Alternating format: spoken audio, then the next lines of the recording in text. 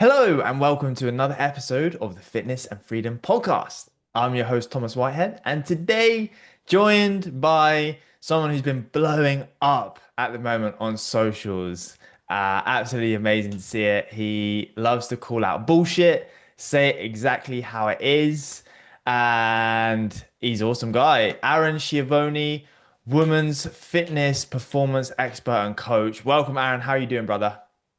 I'm good, mate. Glad to be on the podcast at last. Yeah, man, we've been saying to do this for a while, I considering we know. film content together a lot of the time. Finally got around to doing a podcast episode. Yeah, mate, let's And get cracking. yeah, this one's going to be a juicy one because it's going to be the 11 biggest fitness lies and myths that women have been told to believe that prevents them from building their dream body, having abundance of energy, an abundance of confidence, and probably is just keeping you stuck, confused, and frustrated. So today, I'm with the man, the myth, the legend, talking about myths, someone who cuts straight through the noise and the bullshit, and we're going to give you the 11 biggest myths that have been holding you back. And this is one of the things I think, especially for women and weight loss, there's so much marketing bullshit out there that companies must know are not true, but yet they know that it's going to put a dagger straight where it hurts and get their attention and cause someone to think, that sounds amazing. That sounds almost too good to be true. But because you can get so emotional about your weight, that sensory in your head doesn't go, that probably is too good to be true. Stay away. So hopefully we can provide some value and get you unstuck and on your way to an amazing shape and body. So Aaron, why don't you start us off, man? What would you say? We've got 11 to get through. What would you say is one of the biggest myths that are holding women over 40 back from achieving their dream body? Well, I think what you just touched on there about the wording and the buzzwords in fitness. If we think back to, the 70s, the 80s, the 90s, and the language that was used around fitness, especially for women when it came to weight loss and what they should be focusing on, what their appearance should be, and how they were spoken to, none of that has gone away.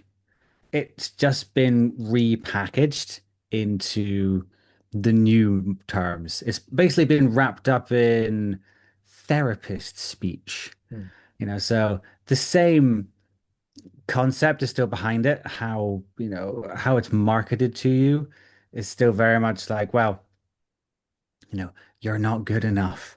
You need this. This is the only way. This is the secret. And it's all wrapped up in, healing and health and happiness and blah, blah, blah. But inherently, the marketing behind it and the people who are selling it to you are still using the same stuff they've been using for the last 50 years to bait you in. They're just using nicer words now. Just And we wrapped see up this all slightly over the, differently. yeah, yeah, we see this all over the packaging for food, right? It's always high protein, high fiber, vitamins and minerals, gut health and hair and nails and skin and throwing all these things at you, things that you hate. Oh no, I've got dodgy nails. Oh, is my hair a bit dry? Is my skin a bit oily or is it aging? Am I getting wrinkles? If I take this, then that'll make me suddenly be happier and healthier and look younger. And I'm like, no, mate, it's a yogurt. You know? It's got more sugar in it than it's got protein. Yeah. But the marketing, the buzzwords, that's how they get you and they suck you in. But just remember that all that stuff that made you feel shit about yourself in like the 70s, the 80s, the 90s, the early 2000s, it's exactly the same. They've just made the words nicer. We literally did that the other day, didn't we? I picked up a yogurt in the shop and it was like high protein, high fiber, high vitamin B, high vitamin 12, like high vitamin C. And then you look at the back and it's like 8 grams of sugar, 5 grams of protein. It's like, well, it actually Yeah. has more sugar than protein. So where's the part where it says high sugar? So buzzwords, marketing concepts, things that are designed to get your money and make it sound a little bit more juicier than it actually is. That's one of the biggest traps. And I Yeah. suppose as well, like, I validate that because the amount of times I'll have a strategy session call with someone who wants coaching or is looking to achieve a certain goal. And then when I ask them, like, what have you tried? They give me loads of like random stuff if you know what I mean. And it's like I'm expecting them to say, "Oh, I tried this exercise program or I've tried this many calories." And then they give me random stuff like, yeah, I was trying those X shakes. And it's like, well, this is random. That's not even a strategy. That's just Yeah. like a random thing that you've tried and no wonder it didn't work. And but they think it's what they need. Yeah, there's a really cliche thing that we have in fitness that people still don't seem to twig onto, right? It's like if a vet said your dog was fat, you'd be like, okay, I need to feed him less and take him on more walks. Mm, But if your doctor tells you you're fat, you're like, right, what pill do I need? What workout do I do? What's the best cardio for fat loss? What shake do I need? Shall I do injections? Shall I get it sucked out? And you start thinking of all these things and like, oh, hang on, how about just cleaning up your diet and doing some more exercise, right? mm. Why does it work for your dog? It won't work for you. You're no different, really. You know? Yeah. So, don't fall for these, things, because of the flashy words, right? The fitness industry will always treat women like a fragile demographic that they can just endlessly milk. Get your hard-earned cash. Yeah, And then you are the cash cow. No mm, offense. you got to be careful. I've got a great one though that ties into what you're saying and it kind of agrees and counters it at the same time. And that's the advice for women over 40 that it's just calories in, calories out. Mm, And I want to make one thing clear. Yes, fundamentally, you need a calorie deficit if your goal is to lose weight. But that's very nuanced. And that doesn't mean to say you just need to make sure more calories are going out than coming in if your hormones, your stress, your sleep, your lifestyle is chaos. And mm. I think sometimes there can be an oversimplification that doesn't apply for women over 40, maybe experiencing perimenopause, menopause, or postmenopause, right? Yeah. Symptoms. Probably the worst thing you can do at that point is tank your calories and do tons of exercise Yeah. because all you're going to do is throw up your cortisol levels.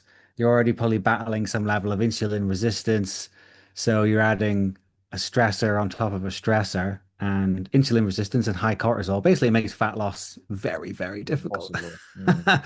And so that, yeah, women who are older going through perimenopause, or in full swing into menopause, really should be more about just a gradual weight loss, like a small but manageable deficit, not 1,200 calories, or like some people I know who I've spoken to friends who are like, oh, they're eating 800, 900 calories a day and Mm. wondering why they feel like death and they can't concentrate and their kids are driving them up the wall. I'm like, yeah, I had more food than that at breakfast, Yeah. if Yeah. they've had breakfast at all. So yeah, you have to consider hormones a lot more when you are getting older and how you that comes into play with calories in versus calories out because it isn't just as simple as eat less, move more, right? That is Yeah. the vast oversimplification you hear in fitness more. That's the technical, scientific, very baseline, way of saying, like that's what works, but that's what works in the context of everything else that's kind of going on, what you've got to manage, life, stress, kids, family, career, menopause, monthly cycle. Um, Yeah. I think for most women, crashing on low calories and just doing like tons of cardio is the absolute worst thing you can do. Mm. I agree with that as well. And the other thing to focus on here is also protecting like your mental energy as well at the same time. So, typically speaking, as we get older and as women progress through life, responsibilities become higher, right? So, for example, Cara, for full transparency, like a little bit of a wobble this morning because she's a brand new mum. This is my fiance, my partner, brand new mum, and yesterday Hugo was just on the boob the whole day, right? Like just getting that milk in, and she was like trapped in a sense, where it's like, holy crap, I can't move, I can't do anything. Like he's on the boob the whole day, and there's that kind of like overwhelm where it's like okay, I haven't actually managed to do anything for myself. So I think as women go through life, responsibilities, kind of like guys, but women are powerful. Like they're sometimes the anchor to the ship, right? They have a lot more life pressures. And if you're going down that oversimplification and you're thinking, I just need to slash calories in half, what kind of impact is that going to have on your mental energy because you're not getting enough food in? How are you going to show up every day? Is that going to impact how you feel on a day-to-day basis? And then progress, like you said, cortisol spikes, progress slows down, the frustration creeps in, and you end up in this like cyclical cycle of sabotaging your results without realizing, burning yourself out in the process, and then just feeling like absolute shit as a compound effect of all of that. Yeah. Because that's really kind of like sort of like the next myth, really, isn't it? Is that eating less is the fastest way to lose weight, right? Ties in perfectly with this one, yeah.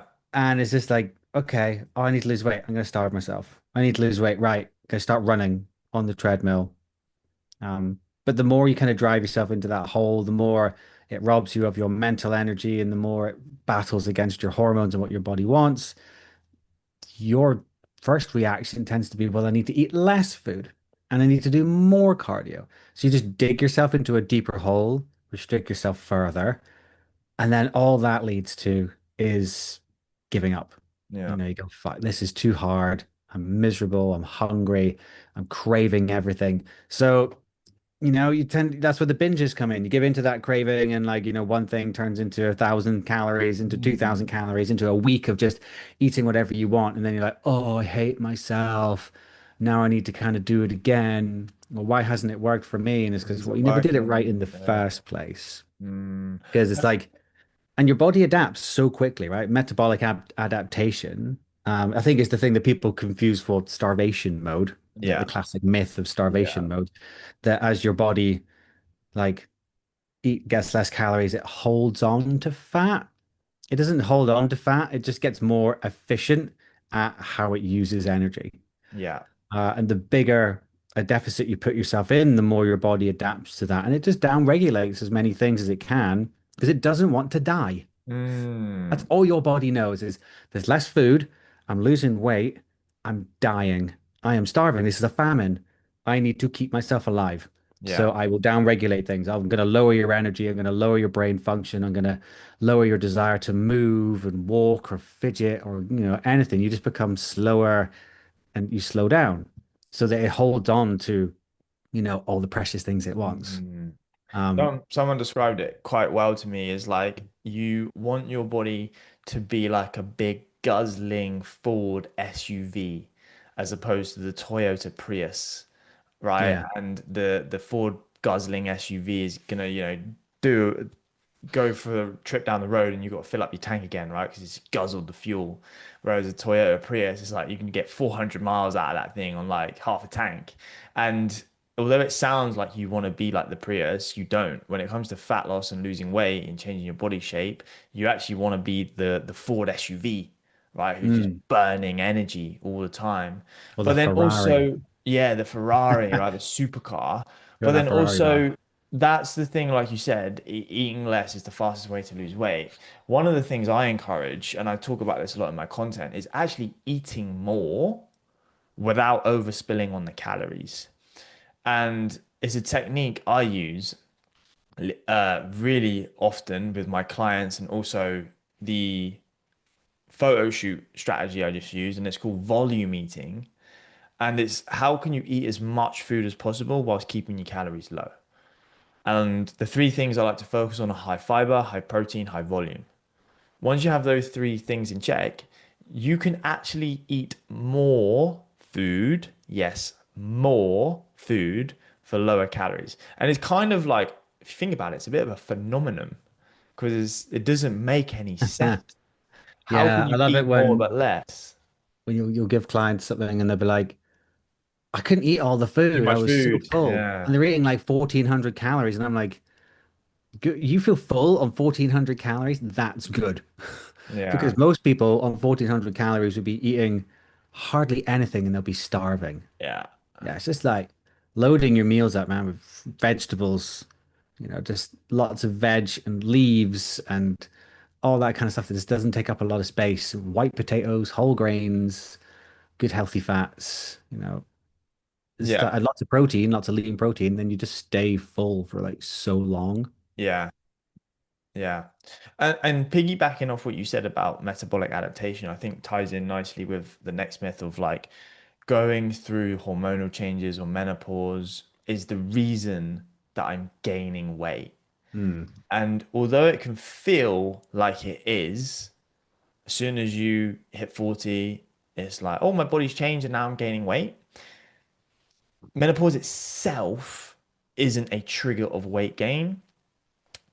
It's all the things leading up to that, where maybe your lifestyle factors haven't quite been as optimized as they should be. Those things stop working. So what used to work, the things you used to be able to get away with, no longer, there's a finer margin for error now because your hormones have drastically changed. The game gets a little bit harder. Whereas if you don't have the habits and the routines and the structure set up to begin with, that then suddenly catches up with you. And that's where you start to get a little bit burnt and you feel like, oh, well, nothing's changed and I'm gaining weight. That could be true, but what you were doing before you might have been getting away with it, if that makes sense. Would you agree with that? Yeah. So I think that the common mistake being that people think menopause causes weight gain. What menopause typically does is redistributes on your body where it stores fat. So if you've never been somebody who stores weight on your stomach, you'll probably find you're going to start gaining weight on your stomach, whereas you maybe used to hold it on like, your hips, your thighs, your glutes. So you go, oh my God, I'm gaining weight. It's not. You're typically just gaining fat where you didn't used to gain it before. So that's where I guess this menopause belly, Mm, thing comes from, is there's that redistribution of fat as like estrogen changes. The other thing as well is that as you're getting older, like I said, lifestyle factors change. Over 30, you are gradually losing a couple of percent of muscle mass every yeah, year, especially that's if you're not massively strength overlooked. training to keep it. So that's, technical term is sarcopenia, but that mix of muscle loss, change in estrogen levels, and just, the lifestyle changes that come with being older, right? You've got more money, so you have typically nicer, more indulgent foods. You're probably drinking more alcohol. You're probably, going out to nice restaurants more. You're probably working a busy job where you're stuck at a desk and you've got a nice car, so you drive everywhere. Whereas when you were younger, you were a student or whatever, you didn't have these things. You ate, whatever you could get your hands on. You would walk everywhere or cycle places. And it's just that gradual changeover in your life to become more sedentary and a bit more indulgent, paired with muscle loss. That is typically where that weight gain comes from. Because again, the myth is that as you get older, your metabolism slows down. Doesn't like your metabolism doesn't slow down. You slowed down. Mm, That's why you're gaining the weight. So it's just about trying to keep up a certain level of movement and momentum in your life will keep it, relatively stable. It's the same with like pretty much all my clients who go through menopause. If once we get them moving, doing more steps, being a bit more careful with their food, reducing mm, alcohol, lifting weights, their bodies like start to change and the yeah. fat comes off and they get stronger. I regularly get messages from my clients who are in like, their 50s and they're like, I used to get my husband to carry this big heavy water jug to feed our chickens, or I used to have to put it in the wheelbarrow to take it across the field to feed the chickens. Now I can do it on my own. I get messages like that all the time, and I'm like, that's the kind of stuff we want. And they're like, oh, I'm wearing shorts for the first time in 15 years, at age like 55. Mm. And you're not doing anything crazy with them. Strength training, getting them to get some steps in, tidying up the diet a bit, not necessarily tracking massively close, but just making some smarter choices, being more physically active, and just shit happens. you Yeah, know? for sure. And I think that's important there as well. I think we put so much emphasis on weight loss and fat loss. Obviously, it's the buzzword, right? That women think they want, and they do want, but also muscle building, toning up, right? That is equally, if not more important. I think when women join me, they realize quickly, or I make them realize quickly that, hey, we're not just focused on losing weight here. I want you to get stronger. I Mm. want you to progress in the gym. I want you to not be afraid of lifting weights, applying progressive overload, eating more protein. Because, like you said, they go hand in hand. The more muscle you have, the faster your metabolism. As you get older, yeah, you're in doubt of losing muscle mass. I can't remember the statistics. I think it's like 1 in 3 women will experience osteoporosis and sarcopenia as they age, which is frightening. I think, yeah, So, it's around 1 to 2% of muscle mass and bone density every year after 30, and it yeah, it's accelerates wild, after 40. wild, So wild. you can be losing, yeah, 3, 4% a year after 40. Mm. So yeah, this kind of leads, I think, nicely onto like the next myth, in that strength training is not going to make you bulky. Take it from Oh, it two is going to make you guys. bulky. Strength Yeah, training is going to make you bulky. That's the myth, right? yeah. So take it from two guys who have both been training for years. I've been training what, 25 years? You've been training what, a decade or more? 15, yeah. 15 years. Do either of us feel like we're as bulky or as big as we want to be yet for all the work we put in? Not even close. Um, if there's one thing I'd like the women watching and listening to this to take away, is that strength training, so lifting weights to build muscle and get stronger, is fundamentally the most important thing you can do for yourself. Mm, You know, you are going to build muscle, and there is great evidence of the correlation of muscle volume to lifespan. And particularly with women, lower body muscle volume, so leg and glute, determines lifespan just as much as your cardiovascular fitness contributes to lifespan. The more muscle you have, the longer you are going to live, the better quality of life you're going to be able to live in your 70s, your 80s, your 90s, right? Where it really begins to count. It's the difference between being physically active and being able to do stuff, climb the stairs, carry your shopping, still do things with friends and family versus being in a nursing home mm, and, being, housebound and not being able to do something. Catching yourself when you trip and fall over, or falling over and breaking a hip, ending mm. up in hospital, dying in hospital because your body goes, oh, well. I've seen that happen to my wife's auntie. She tripped, fell, broke her hip, went to hospital, fell out of bed, broke her other hip. Not long later, died in hospital, right? Same. All because she just went downhill after that. Mm, Um, there is the fear that women think as soon as they start picking up weights, they're going to just pack on tons and tons and tons of muscle, right? It doesn't work that way, right? Biologically, you are hindered with things like testosterone levels. You can build at the same rate as men, but not the same amount as men. It's typically in a woman's first year of training. If she was, young, like, late teens, early 20s, like prime kind of, for growth and hypertrophy. You might put on 10, 12 pounds in a year. And that would look significant on your frame. But then it diminishes every year after that. That 10 pounds the next year becomes maybe 5 or 6 pounds. And then year three, that becomes 3 or 4 pounds. And in year 4 or 5, that becomes 1 or 2 pounds. And after a while, you're just kind of like ticking along, trying to gain the odd couple of pounds a year if you're lucky. mm. Um, but laying down that initial foundation, greatly increasing your bone density as early in life as possible is just so, so important. Don't worry about the aesthetics of things. You will never get bigger than you want to be. Trust me, because none of us ever get as big as we want to be. It's so much fucking work. It's Mm. so much effort, so much food, so much protein, so much training So and much dedication. consistency The consistency. that you We're need talking, to do that talking, talking workout after workout after workout for for months, years. years, tracking all your training, progressing as much as you can, pushing things to the absolute extreme that your body can handle in the gym in that session, really pushing and driving your sets. If you're not doing that and you're just going along and doing a few lazy workouts and sitting on the abductor, adductor, lifting a few dumbbells and doing some combo exercises and playing on your phone half the time, you're trust me, you're fine. You're Yeah, not, you're yeah. not gonna You'll get you'll be bulky. okay. You'll Yeah. be okay. And that like ties in nicely with the next myth. I don't know what number we're up to now, but about the scale will tell you if you're making progress. Mm. And this is one of the biggest misconceptions. This one's a funny one because it can completely derail you for absolutely no reason. What I mean by that is you step on the scale and you see the number go up. You've gained a pound. Emotionally, what are you going to do? How is that going to make you feel seeing that number go up? Now, for most people, including guys, they have a hard time dealing with that.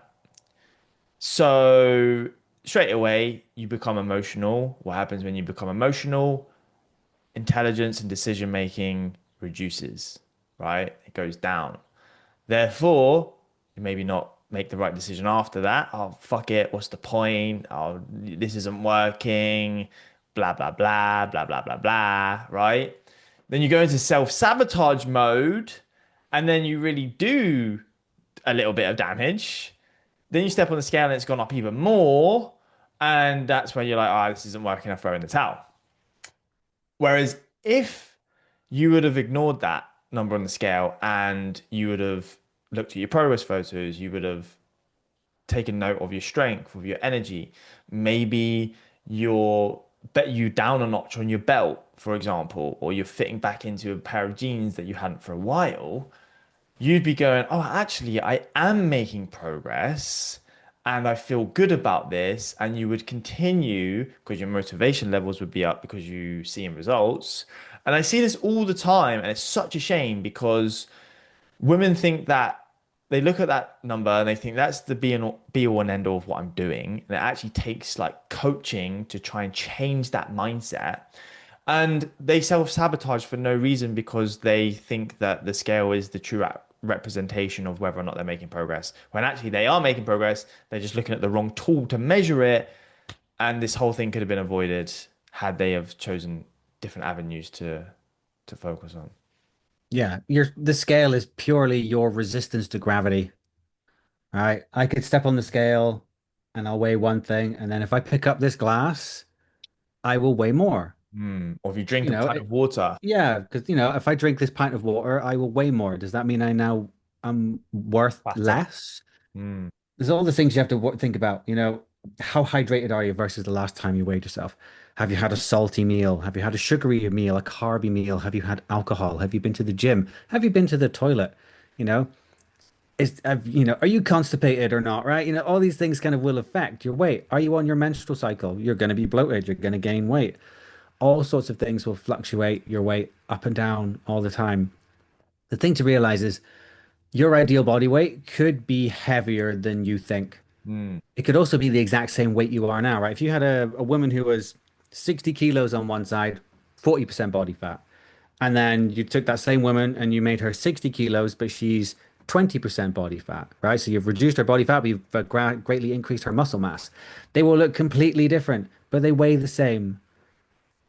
Does that mean your worth hasn't changed, despite the Mm. fact you've drastically changed your body shape and the amount of Mm. body fat you have and muscle mass? No, you get so tied to this number and the worth that it gives you. Nobody's weighing you in the street. They're not weighing you at the airport. Like, Imagine that. you know, You see the someone price you of haven't your seen in ticket. ages. Hey, Yeah, they pull out their scales. Hey, do you mind just yeah, stepping on these scales for a minute, just so I can see if you've lost weight? exactly. Right. Insane. People don't know what it is, and that doesn't matter. What matters is the overall progress. And like I said, you could be the exact same weight and look completely different. You could be heavier and be smaller Mm. than you were. Because again, if you're switching that muscle for fat, the muscle is denser. It takes up less space for the equivalent weight. Mm. So that 60 kilo woman on either side would be physically smaller than the 60 kilo woman who was fatter. So, you know, it's a stupid way to just to gauge progress. I assume that's one of the things we hate the most about slimming groups, Slimming World, Weight Watchers, come at us, because their measure of success is what do you weigh that week, Mm. right? You do the step of shame, the public shaming in front of Weird that one, everyone isn't it? there to be weighed, and your progress is based on did you gain, did you lose, did you stay the same? Well, did your waist drop? Did your chest drop? Did your arms and leg measurements go down? Has your body fat percentage changed? Have you built muscle? It can't tell you any of these things. Yeah. It's a tool like everything else, but it has to be a tool that's part of a tool set. Yeah, definitely. Love that. What's next? What is next? I think, I well, might have rattled through most of them. I know. Um, uh, I've got a good one. yeah, you go ahead. I'm kind of struggling to think now about what's on our list. Cutting out favorite foods to lose weight. Oh, that's a good way to fail. Why? As soon as I tell you you can't have something, you want it, Mm, right?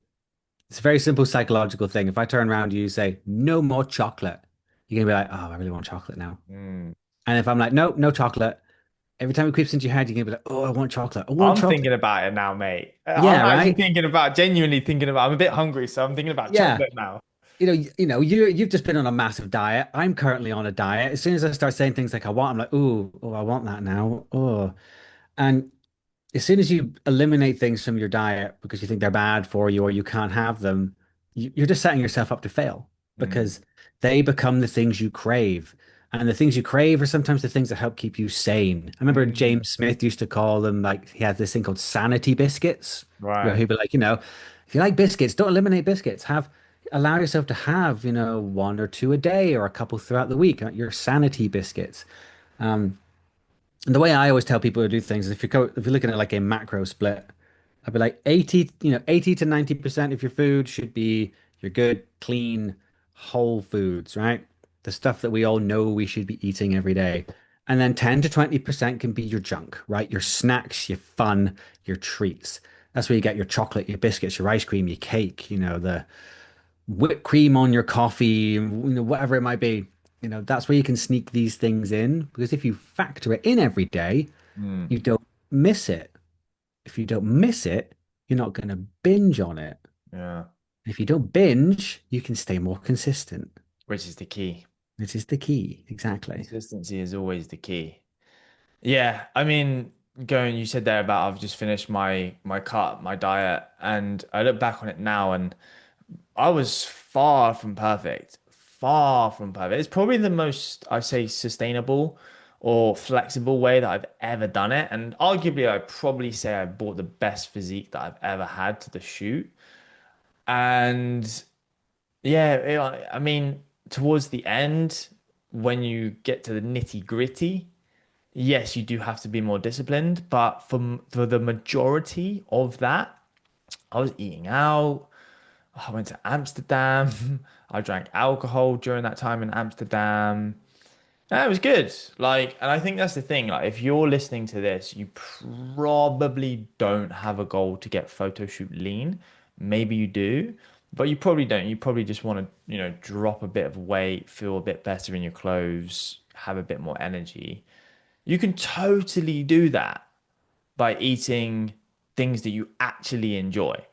Yes, that doesn't mean to say you can smash down a whole bar of dairy milk every single night, but it means that you can have a couple of squares, you know, in the evening. Anything that just keeps you consistent is going to be an absolute winner. I think that's Yeah, I mean, it. like I have pizza every week, right? We make homemade pizza every Saturday night, regardless of whether I want to diet or not. I'm having that pizza. What do I do though? Non-negotiable.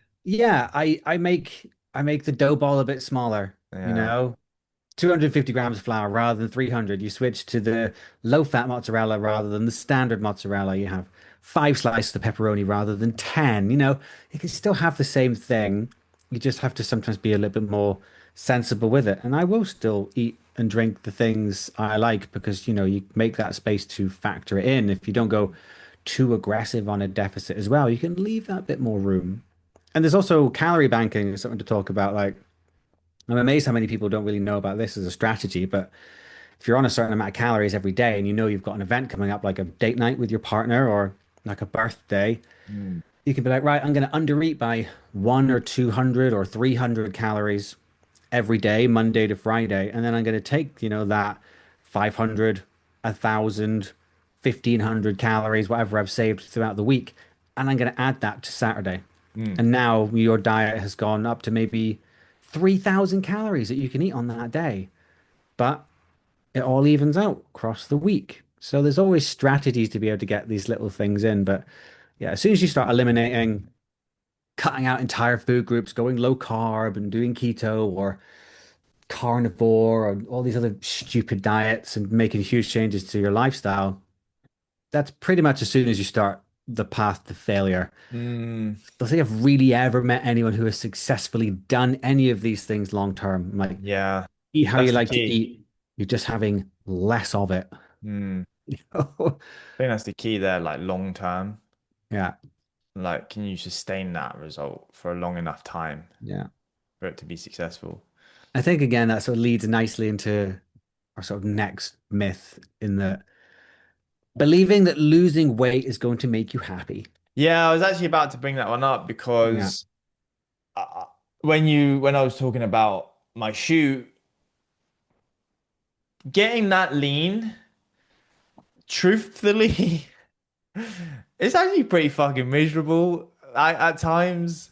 Oh yeah, been there. I was saying that like so just for full transparency, we're talking about there's always nuance with this stuff, right? Like cutting out your favorite foods. Like to get down to that level of body fat, like it does require discipline and does require sacrifice, right? Like I remember one of the things I love is my eggs in the morning. So I have eggs on toast with a little bit of grated cheese, ham on the side, a little bit of sriracha, right? On sourdough bread. It's so nice.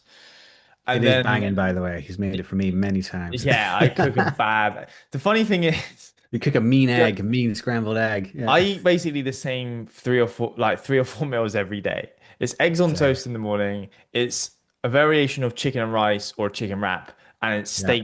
steak and rice. And because I only eat those main meals like 80-90% of the time, I've got those particular meals down to a really fine art. It's because all I cook. So I've Yeah. done it a million times. So eggs on toast, chicken and rice, steak mince. Oh, mate, come to me. I'll cook you up a banging variation of one of those three things. Anything else, I'm not great at. Yeah. But just slightly going off track there, going back to it. So I love my eggs in the morning. And towards the end of it, I was having to swap the eggs on toast for omelette, right? Mainly made out of egg whites and vegetables. And omelet's probably my least variation of egg. It's okay, but it's not that nice for me personally. It's all right. Like it's a 5 out of 10, right? Bang in the middle. And waking up for my omelet just didn't quite hit the same. Mm. And looking back now, the shoot was cool.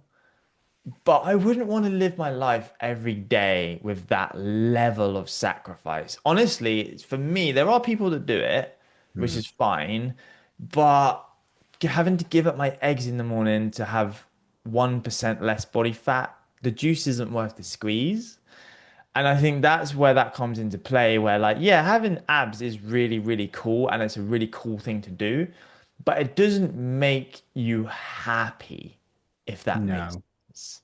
The I think that's leanest I've ever been has typically been the worst I've ever felt. Hmm. So I've done a few bodybuilding shows in the past. I think the last one was about maybe 8, 9 years ago. So I was down sort of 6, 7% body fat, like lean, Hmm. like hardly anything left on me to physically lose. And I was miserable, Hmm. miserable. I was cold. I was weak. I was felt emaciated. I was hungry all the Hmm. time. Brain wasn't functioning properly because you're not getting enough energy and enough Hmm. carbohydrates. Chronically constipated, you go to the bathroom like Yeah. once or twice a week if you were lucky. Yeah, that was me. Yeah. And you're living off of, skinless sweet potatoes, green beans, and plain ground turkey. 'Cause I was working with a bodybuilding coach at the time, and it was just a miserable existence in terms of the diet. Just so boring, plain, no flavor. It's just classic chicken, rice, broccoli kind of thing. Hmm. Uh, Special and rice yeah, cakes. sure, you look incredible, but you feel like death. You Yeah. feel horrendous. And as soon as you gain 5, 10 kilos back again, you feel alive, you know? Hmm. So sometimes there's that thing of chasing a certain level of leanness and a look, especially for women, chasing having, say, like visible abs and stuff, is a level of sacrifice I don't think most people are willing to make. that most people can sustain. And I guarantee most of you will not enjoy how you feel when you get there. Yeah. Um, because you will always feel at least a little bit tired, on top of already probably feeling quite tired from everything else. Right. Um, and if you've not got muscle mass and you're just trying to lose weight and get down to a certain weight, that's it. That's when you end up skinny fat, right? We always hear the term skinny fat. Skinny fat is basically you're under muscled, right? You're not over fat, you're under muscled. If you've and you're trying to lose weight when you've got no muscle there to support your metabolism, nothing to for the skin to wrap around when you lose the fat. So you keep getting smaller and stay soft. And I've had clients where, we'll lose a bit of weight in the past, and they'll get to the end and they'll be like, oh my God, I hate how I look. Mm. Like I thought I'd feel better. And like they're like, I've got no ass, like the skin's sagging at the bottom here and stuff. And like I want glutes and this and everything else. I'm like, yeah, well, we can't get glutes while you're dieting. We need to build you up. Yeah. And like I told you that in the beginning, but you wanted to lose weight. So, I see it happen all the time. If you're, you know, I don't want to say small, but if you're not like in that skinny fat range, you've not got like a ton of body fat you actually need to lose for your health and your well-being. You're just like soft. Mm. You don't need to lose weight. You Mm. need to gain weight. You need to build muscle. For sure. Because if you don't do that first, you're never going to lose weight to look the way you want to without basically being emaciated. Yeah. And that's where it really is important to fall in love with the person you're becoming. It's not wrong to have that goal. You can 100, like I had that goal, and it's absolutely fine to have whatever goal you want. But that's where the self-worth and the fulfillment needs to be intrinsic, where you're doing it because you want to prove to yourself that you can do a certain goal, you can hit a certain milestone. Don't get me wrong, I felt incredible for my photo shoot. I can't wait to have the photos, but that's because I was enjoying that level of challenge. Whether or not I want to stay like that, different story. Yeah, I mean, we've seen it with that trainer in the gym, right? She's doing a bikini competition, and like Hmm. she doesn't look healthy. She genuinely doesn't look healthy. No, The fact that she's doing it is great. I think it's cool. I think it's amazing that she's it's pushing herself commendable. Yeah. there. But yeah, it's that thing of, I suppose, losing weight isn't going to make you happy. So Yeah. find the goal and find the reason why you want to achieve a certain thing. Because when the going gets tough, just hitting a certain number on the scale or trying to look good for your holiday, that ain't going to cut it. It really Yeah. isn't going to cut it. It's not going to be enough, and I you will think fall off track. I think the big barrier women have there is the constant push of the message that smaller is better. Mm. That you're worth more if you're skinnier. Do You're you more think we're moving away from attractive. that now? 2026? I mean, you'd think so, but it's coming back. Is it? Like skinny culture, especially on like TikTok and things, is coming back Is it? hard. It's weird, isn't it? It's Um, weird how we like trends resurface. Like I remember back in yeah, the it's 90s basically the early magazines. 90s again. Yeah, It's basically the early 90s with the early noughties fashion. That's what it mental. seems to be. But like, yeah, it's coming back, and people are fighting against it a lot more than they would have done in the past when that was kind of Yeah. like the accepted thing. But sometimes it's hard to shout louder than like that noise. Mm, Um, and you'll still meet women who are like just want to be skinny, and like, you'll see mm, that their hashtags on their gym videos is like, Jenny. hashtag getting skinny or skinny summer. And it's in the marketing, right? What Yeah, you it's get? tied You with get number one, the buzzword, skinny right? tea, you get skinny yogurts, you Mm, get skinny bars, skinny cereal, skinny cookies. mm, Because it's like, oh, it's lean, it's not got fat. Skinny is the good word, but mm, being skinny you know, is not healthy, really. Unless you're like naturally, a very skinny person, in which case it is difficult to build muscle and gain weight. It takes even more work just from the opposite perspective of a lot of women. So we don't obviously diminish the naturally skinny, because I was naturally skinny. It took me a long time to build anything. mm. But um, we have to kind of get away from that mindset of smaller is better and Better. it's going to make you worth more and people were going to like you more because you're skinnier. I think people would like you more if they knew that you could like kick them through a drywall Key rather than blow takeaway from away in a that. breeze. Key takeaway from this podcast episode. People will like you more if you can drop kick them through a drywall. Hey man, let's wrap it up. Let's Cool. leave it there. I think we've covered some good stuff there. Whether or not we did 11, maybe 12, kind of blended in all into one. There's Yeah, I a think we blended a hopefully a bunch. lot of yeah, hopefully a lot of key takeaways there for you to go away and digest. And as always, if you actually enjoy these episodes and you find value from them and you think someone else would benefit from having this kind of knowledge, hey, share the podcast. Tell someone you care about. Leave a 5-star review on Spotify or YouTube. I'm not sure if you can use leave a 5-star review on YouTube, and just pass the pod. Do the favor. Um, so thank you so much for hopping on. And Aaron, where can they find more of you? You can find me on Instagram and TikTok at Coach Aaron M3. You can find my website, mind-muscle.co.uk. Find everything you need on there. My podcast is Mind Muscle Radio, available on all your favorite streaming services. Five muscle Sorry for media. I love disappearing. Literally, man, the postie comes with a package. it. Right. I can hear out the door going, hello. Anyway, I'm like, go up there in a sec. Sorry. Just doing a podcast. No, I love Yeah. it. Love it. Thank you for hopping on, man. I appreciate you. And yeah, I'll return the favor. We'll get onto your one. And yeah, if you enjoy the episode, leave a 5-star review, subscribe to the podcast. Have an amazing rest of your day, week. Go and crush the month. Appreciate you. See you on the next one.